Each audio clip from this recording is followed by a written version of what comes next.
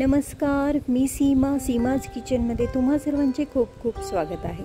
मित्रांनो, आज आपण अक्षय तृतीया स्पेशल थाळी बनवत आहोत आणि या थाळीमध्ये आपण कोणते पदार्थ असणार आहेत ते पाहूया.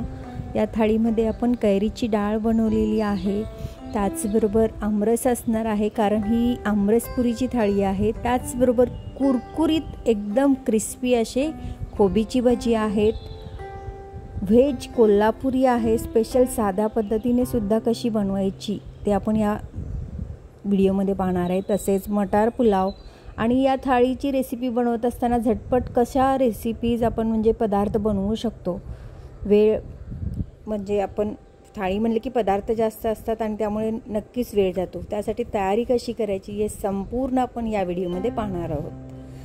विशेष विनंती म्हणजे माझ्या चॅनलवर जर तुम्ही प्रथम असाल तर चॅनलला नक्की सबस्क्राईब करा. तसेच रेसिपीज जर आवडल्या तर व्हिडिओला नक्की लाईक आणि शेअर देखील करा.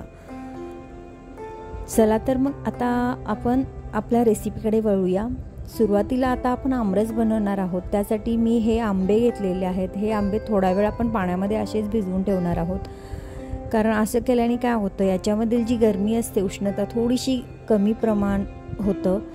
आता मी हा आमरस मिक्सरमध्ये बनवत असल्यामुळे मी इथे हे आंबे अशा पद्धतीने सोलून घेते आहे आणि त्याचे म्हणजे सुरीच्या साहाय्याने मी याचे कट करून घेणार आहे. नेहमीच आमरस अगदी ते हाताने पिळून वगैरे बनवतात, त्या पद्धतीचं मी आज आमरस बनवत नाही आहे. मी सुरीच्या साहाय्याने असं कट करून घेते आहे. सुरुवातीला असं केल्याने काय होतं, जो गर असतो आंब्याचा तो पूर्णपणे निघून येतो अगदी व्यवस्थित. त्याचबरोबर अगदी जर एखादा आंबा जर खराब निघाला तो सुद्धा आपल्याला पाहायला म्हणजे समजून येतो. त्यामुळे आपण अशा पद्धतीने कापून घेत आहोत आणि जो गर असतो तो पूर्णपणे निघतो. आता हे गर काढलेलं आहे आणि जी कोय आणि साली होता त्याच्यामध्ये मी थोडंसं पाणी घालून हे स्वच्छ धुवून घेते, म्हणजे याचा पाण्याचा सुद्धा आपण या आमरसामध्ये वापर करणार आहोत.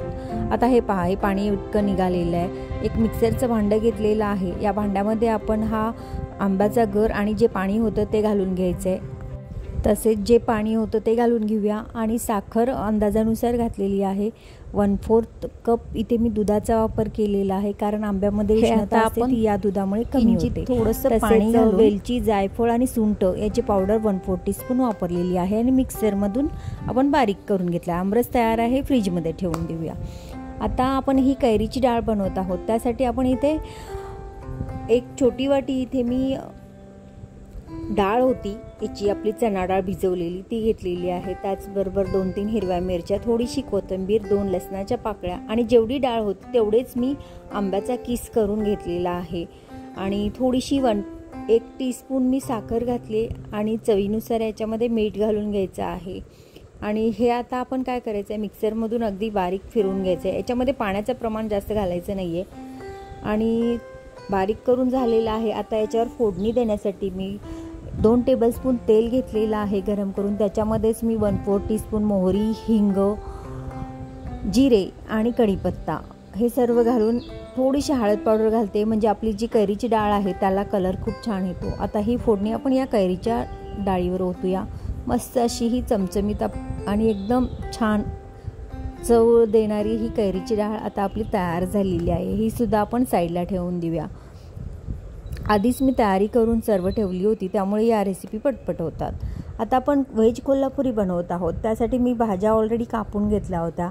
त्या भाज्या आता थोड्याशा आपण उकडून घेऊया, म्हणजे ते शिजायला पटकन मदत होते. थोडंसं पाणी घालून मी या भाज्या एक 10 ते 15 मिनिट असं उकडून घेतलेल्या आहेत. तसेच आता आपण व्हेज कोल्हापुरीचा मसाला बनवतो. या ठिकाणी मी 2 टेबलस्पून खोबऱ्याचा किस आहे, अर्धा टीस्पून धनिया आहेत, 1 टीस्पून जिरे आहेत, खसखस आहे 1 टेबलस्पून आणि गरम मसाल्यामध्ये स्टार फूल आहे, 1 लवंग आहे, दालचिनी आहे, वेलची आहे 1 आणि 1 मिरा आहे. कारण मला तिखट जास्त नको आहे, झणझणीत असं म्हणजे एकदमच चटका लावणारा असं नको आहे, म्हणून मी थोडे मसाले वापरले. तुम्ही तुमच्या अंदाजानुसार हा मसाला वापरू शकता. आपण हा ड्राय असाच कोरडा भाजून घेतलेला आहे आणि या मसाल्यामध्येच मी बारीक चिरलेलं म्हणजे किसलेलं खोबरं वापरले, त्यामुळे कांदासुद्धा मी यातच भाजते. जर तुम्ही खोबऱ्याचे काप करत असाल तर कांदा याच्यामध्ये भाजू नका, कारण वाटण करत असताना तुमचं वाटण व्यवस्थित होणार नाही. त्याचबरोबर एक टोमॅटो देखील मी याच्यामध्ये घालून हे सर्व चांगलं भाजून घ्यायचं आहे. मी असं कोरडंच भाजून घेतलेलं आहे. थोडा वेळ झाकून ठेवते, म्हणजे कांद्याला चांगलं वाफ आले की मस्त असा मसाला आपला रेडी होईल. भाज्यासुद्धा छान उकडून तयार झालेल्या आहेत. गॅस बंद करूया. जास्त उकडायचे नाही, थोड्या अशा क्रंची लागल्या पाहिजेत अशा पद्धतीने ह्या भाज्या मी उकडून घेते आहे. आता जो मसाला आपण बनवला थंड झालेला आहे तो आता आपण बारीक करून घेऊयात. अगदी फाईन पेस्ट करून घ्यायचे.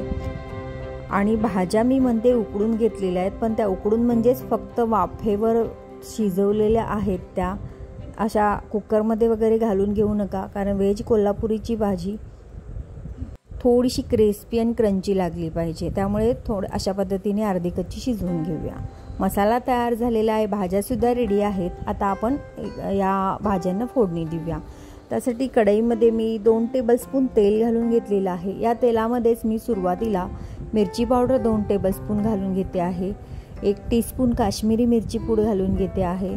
त्याचबरोबर अर्धा टीस्पून हळद पावडर घातलेली आहे. हे मसाले आपण तेलामध्ये चांगले परतवून घ्यायचे, त्याचा कच्चापणा निघून जाईल अशा पद्धतीने भाजून घेतल्यानंतर जे आपण वाटण तयार करून घेतलं ते वाटण आपण यामध्ये घालूया. आणि ह्या वाटणाला म्हणजे पूर्णपणे हा मसाला अगदी तेल सुटेपर्यंत आपण चांगला भाजून घेणार आहोत.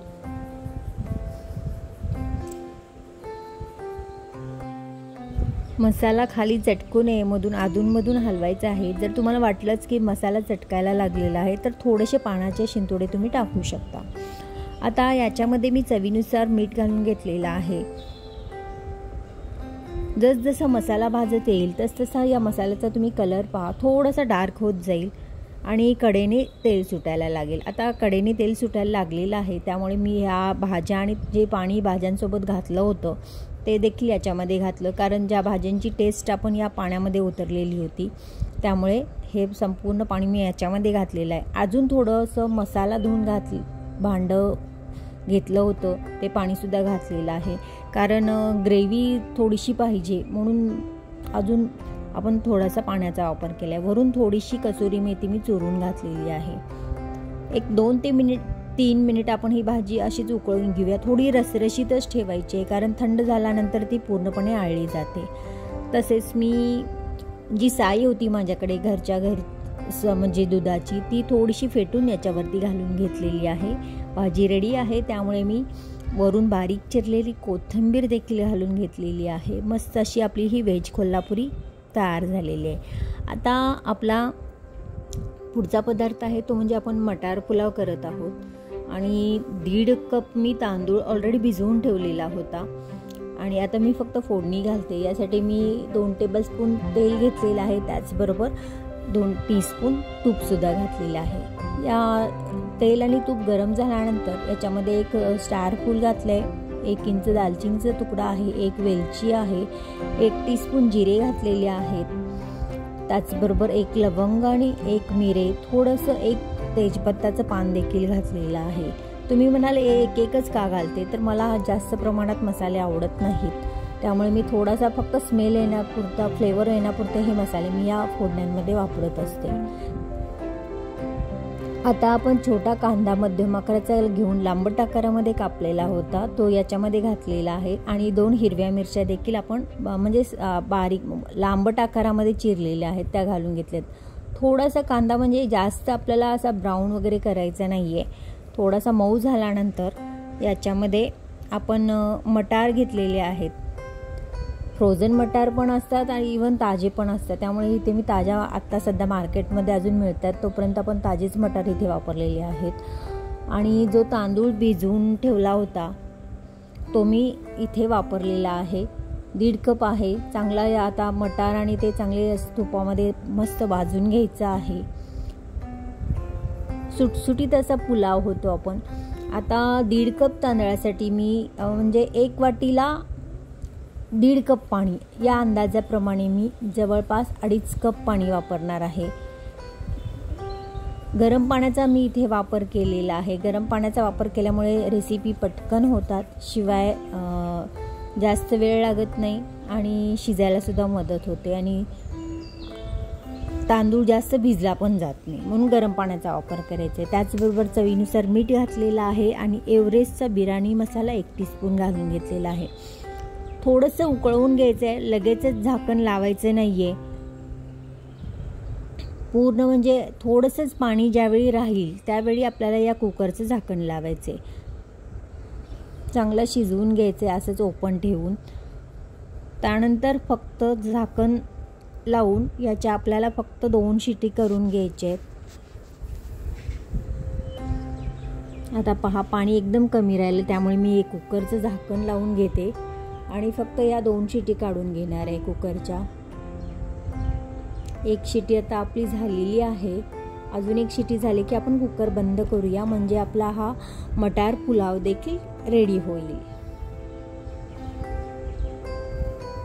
आता आपण कुरकुरीत कोबीची भाजी बनवत आहोत। त्यासाठी कोबी ऑलरेडी मी कापून घेतलेला होता, कांदा देखील कापून घेतलेला होता, लांबट आकारामध्ये कापलेला आहे। थोडीशी बारीक चिरलेली कोथिंबीर घालून घेतलेली आहे। हे सर्व मिक्स करून घेऊया, दोन्ही कांदा आणि कोबी। आता याच्यामध्ये आपण अर्धा टीस्पून हळद पावडर घालून घेतलेली आहे। त्याचबरोबर 1 टीस्पून मिरची पावडर घातलेली आहे आणि कलर येण्यासाठी म्हणून मी इथे अर्धा टीस्पून काश्मीरी मिरची पावडर सुद्धा घालून घेतलेली आहे आणि चवीनुसार मीठ। आणि याच्यामध्ये बेसनाचं प्रमाण थोडंसं कमीच घालायचं आहे। थोडेशा ओवा मी हातावर चोळून घालते। हातावर चोळून घातल्यामुळे काय होतं, जी ओव्याची चव आहे ती जास्त वाढते आणि मस्त असं स्मेल भाज्यांना पण येतो आणि चवीला सुद्धा खूप छान लागतं। आता हे सर्व मिक्स करून घेऊया। याचं स्वतःचं जे पाणी सुटेल ना, त्या पाण्यामध्येच आपल्याला या भजी करायची आहे आणि बेसनाचं प्रमाण सुद्धा एकदम कमी ठेवायचे। 1/4 टीस्पून मी ते सोडा घालून घेतलेला आहे।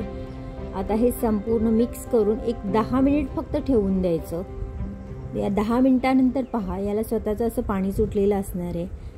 किंचित आपण फक्त पाणी शिंपडून या भाज्यांचा वापर करणार आहोत। पहा मस्त हे अगदी मसाले सुद्धा विरघळलेले आहेत, मीठ वगैरे। किंचित पाणी घालून हे पीठ मिक्स करून घेऊया। ज्या पद्धतीने आपण खेकडा भाजी बनवतो त्याच पद्धतीने हे कोबीची आणि कांद्याची देखील भाजी खूप छान आणि क्रिस्पी भजी तयार होतात। तुम्ही सुद्धा करून पहा एकदा, एकदम क्रिस्पी भजी तयार होतात। थंड जरी झाले तरी सुद्धा हे भजी क्रिस्पीच राहतात। तेल तापलेलं आहे, आता आपण हे भजी टाकून घेऊया। तयारी आपण ऑलरेडी करून ठेवली होती, सर्व भाज्या कट करून घेतल्या होत्या।